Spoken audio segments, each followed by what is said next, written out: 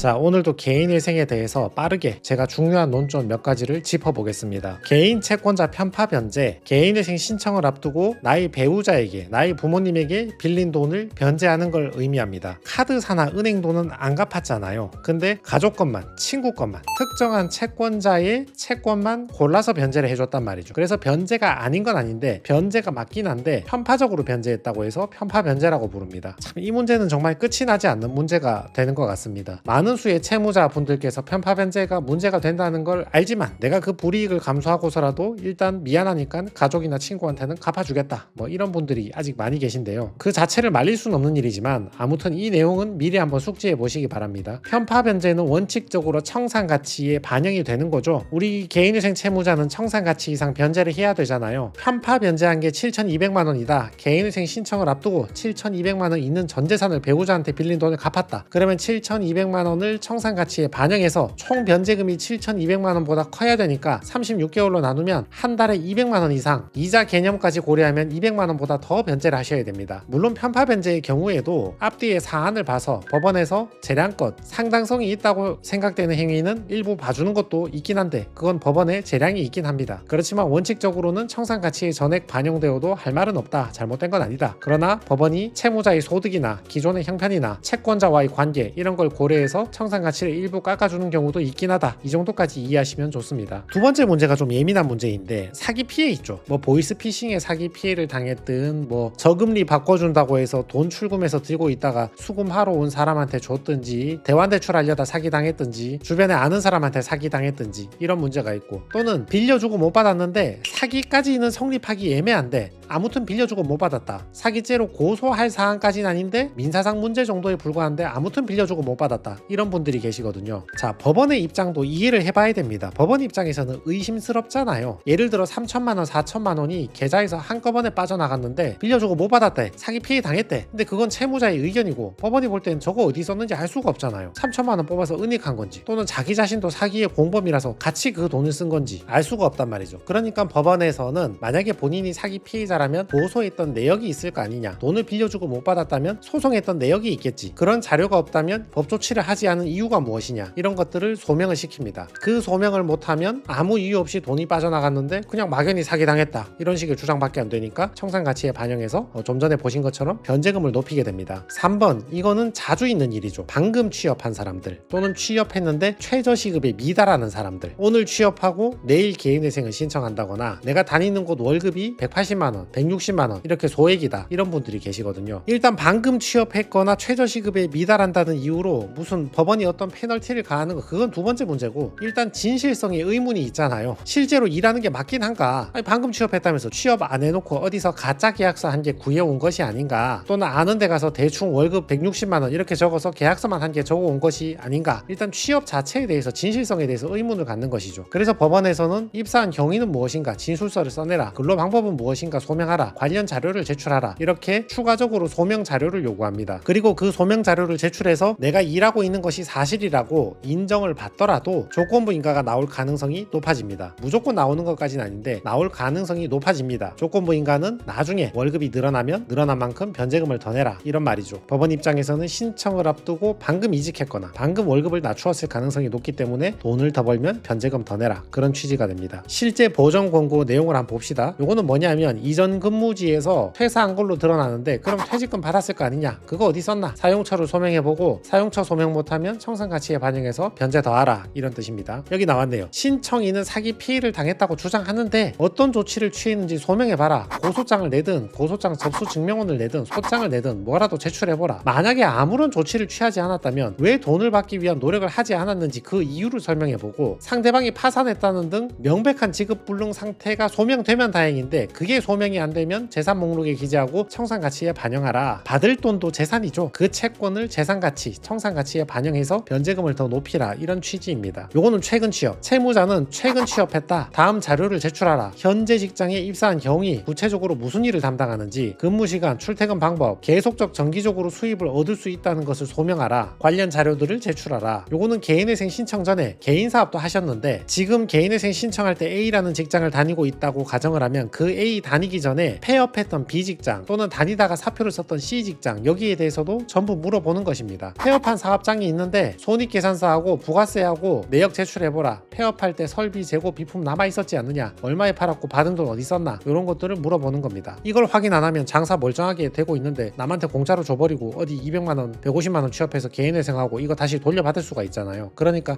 물어보는 겁니다. 짧은 기간의 소득으로 월평균 수입을 정하는 것은 채권자 일반의 이익을 침해할 수 있다. 방금 취업했잖아요. 게다가 채무자의 현재 소득이 최저임금에도 현저히 미치지 못한다. 그러니까 다음과 같이 매년 자기의 소득 내역을 제출하고 소득이 증가한 경우에는 변제 계획안을 수정해서 변제를 더하라, 이런 뜻입니다. 이게 조건부 인가가 되는 거죠. 퇴직금 소명은 쉽습니다. 400만원 받아서 농협 카드 대금 결제했고 카드 대금 결제, 카드 대금 결제 100만원씩 카드 대금 결제한다고 다 썼다, 이 소명하면 되고, 컴퓨터 하실 줄 아는 분은 타이핑 치면 되고 못하면 이렇게 몇 글자 적어내시면 됩니다. 이분은 사기당해서 신고를 하셨거든요. 사건 사고 사실 확인원 경찰에 신고한 거, 경찰서 가서 내가 신고한 거 그거 접수 증명원 떼달라 하면 이거 바로 발급해 주거든요. 이거 받아서 법원에 바로 제출하면 됩니다. 전혀 어렵지 않습니다. 경찰에 반드시 신고를 할 의무까지는 없는데요. 근데 사기 피해를 봤다면 이거 발급받아서 법원에 제출하는 게 재판하기가 간단하죠. 여러 말 할 필요가 없으니까. 이거 한적으로 소명이 가능하니까. 사안이 복잡하다면 변호인을 선임해서 고소 대리를 통해서 고소해서 돈을 돌려받는 쪽으로 해보는 게 좋은데, 그게 아니라 보이스피싱이나 이런 거는 사실 잡기도 힘들고 돈을 돌려받기도 힘들거든요. 그리고 피해자 혼자 경찰 가서 진술해도 충분히 접수할 수 있기 때문에 이런 사건들은 굳이 변호인 선임 없이 혼자 가서 신고하시고 이거 접수증만 받아오시면 됩니다. 이거 가면 경찰이 뭐 못 잡는다, 뭐 해봐야 소용없다, 그런 얘기 하는데, 아니 잡으란 뜻이 아니고요. 그거는 경찰이 알아서 하는 거고, 잡는지 못 잡는지 그건 두 번째 문제고, 뭐 못 잡으면 어쩔 수 없는 거고, 아무튼 내가 사기 신고를 접수했다는 거, 저걸 발급받아 달라, 그런 뜻입니다. 본인이 갔던 경찰서에 가서 발급받으시면 됩니다. 입사 경위서 간단합니다. 내가 어떤 경위로 취업했다, 무슨 일 한다 적고 도장 한 개 받아오시면 됩니다. 그냥 한 페이지도 안 되죠. 굉장히 간단합니다. 재직증명서, 이거는 뭐 어떤 회사든 재직증명서 양식은 다 있으니까 이름 적고 전화번호 적고 도장만 한 개 받아오시면 됩니다. 사진 찍는 거에 힘들지 않죠. 내가 일하는 직장 겉에서 사진 한 장 찍어서 제출하면 되니까. 자 보세요. 채권번호 2번 모 카드사에서 돈을 빌린 게 있는데 그걸로 이분이 개인 채무를 싹 변제했거든요. 그거를 전부 다 청산가치에 반영하라, 이런 얘기입니다. 그래서 편파 변제했는 거를 청산가치에 반영했더니만 청산가치가 3,300 이상이 나왔어. 그러면 이분은 3,300만원 이상 변제를 해야 되는 사람이죠. 밑에 미성년 자녀가 10명이 있든 20명이 있든 부양가족은 두 번째 문제고, 일단 이거 이상은 변제를 해야지 통과를 할 수 있는 거죠. 그러니까 이분이 요양보호사 일 하시면서 월급이 153만원 밖에 안 되는데, 여기서 만약에 1인 생계비 143만원 빼면 한 달 변제금 10만원 나오잖아요. 36개월 변제하면 360만원 변제잖아요. 그러면 3,300만원 이상 변제가 안 되잖아. 그러니까 어쩔 수 없이 월 평균 생계비를 내리는 거죠. 89만원으로 내려서 한 달에 63만 8천원 변제하는 거고, 36개월로 안 되니까 60개월로 늘려가지고 총액 3,800만원 변제하는 겁니다. 청산가치 이상 변제를 해야 되니까. 그게 이분의 전체 채무액 1억 5천 중에서 3,800을 변제하고 나머지는 탕감받는 조건입니다. 수원법원인데요. 10월 4일에 신청해서 3월 28일에 개시 결정을 받았습니다. 자, 결론 정리해 봅시다. 내가 지인이나 가족한테 편파 변제했다. 원칙적으로 청산가치에 반영을 합니다. 상당한 사유가 있다는 걸 소명하면 일부 감액해주기는 한다. 그리고 사기 피해를 당했거나 돈 빌려줬는데 못 받았다, 이런 경우에는 소명을 해야 됩니다. 소명을 못하면 은닉한 거 아닌가, 사기의 공범 아닌가, 같이 숨긴 거 아닌가, 이렇게 오해를 받아서 청산가치에 반영될 수 있습니다. 방금 취업한 사람들 또는 최저시급도 미달하는 사람들은 그 사유를 소명을 해야 됩니다. 정당한 사유를 소명하지 않으면 직장이 있다는 것 자체를 의심받을 수 있다.